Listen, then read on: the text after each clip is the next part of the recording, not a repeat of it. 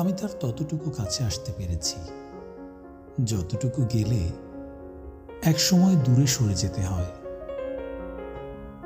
আমি ঠিক ততটুকু আপন করতে পেরেছি যতটুকু আপন করলে মানুষ অকারণে পর হয়ে যায়। আমি ততটুকু যত্ন নিতে পেরেছি যতটুকু যত্ন নিলে কারো যত্নের প্রয়োজন হয় না। আমি ততটুকু ভালোবাসতে পেরেছি যতটুকু ভালোবাসা যায়। ঠিক ততটুকু ভালোবাসতে হয়তো পেরেছি যতটুকু ভালোবাসাতে বিরক্তি কিংবা অবহেলার দূরত্ব বাড়াই। আমি ততটুকু ভালোবেসেছি যতটুকু ভালোবাসলে হৃদয়ে অসীম শূন্যতা সৃষ্টি হয়। পৃথিবীতে মানুষ কত কিছুই না হারিয়ে দেউলিয়া হয়ে যায়। কেউ হারিয়ে সম্পদ, কেউ রূপলাবণ্য, আর কেউ যশ খ্যাতি অথবা ঐশ্বর্য। আমি না হয় এমন কিছু হারিয়ে দেউলিয়া হতে চেয়েছি যার আবেদন কখনো নিঃশেষ হয়ে যায় না, যার ব্যাকুলতার আকুল অনুভূতি কেউ না চাইতেও তার আষ্টে পৃষ্ঠে জড়িয়ে যায়।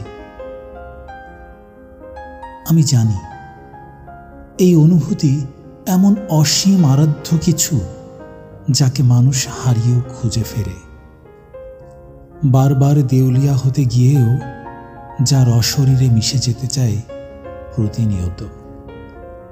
পরম আনন্দে আমি তার সমস্ত স্বার্থপর স্মৃতিকে আলিঙ্গন করেছি এক নির্জন প্রান্তরে।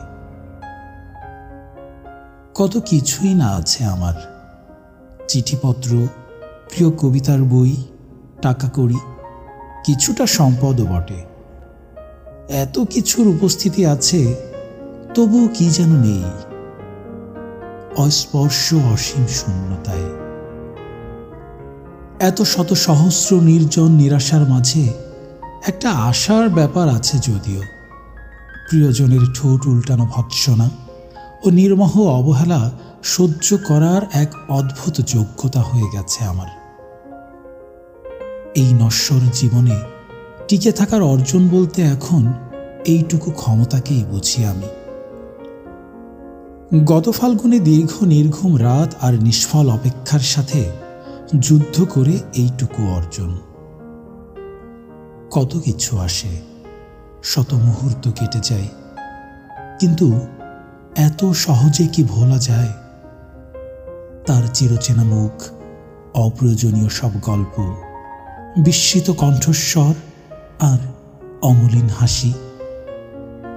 আনন্দ অভিমানে ভরা সবকিছু যে আমার মস্তিষ্কে গেঁথে গেছে। ভুলে যাব বলতে বলতে এতগুলো পূর্ণিমা কেটে গেল, কিন্তু ভোলা তাকে হয়নি এখনো। শুনেছি স্মৃতি অবিনশ্বর, বারবার ভুলতে চাওয়া নাকি কাউকে আরো ভীষণভাবে মনে করিয়ে দেয়। সেও না হয় রয়ে যাক হৃদয়ের গহীনে, স্মৃতিপটের মহাকালের অন্তে।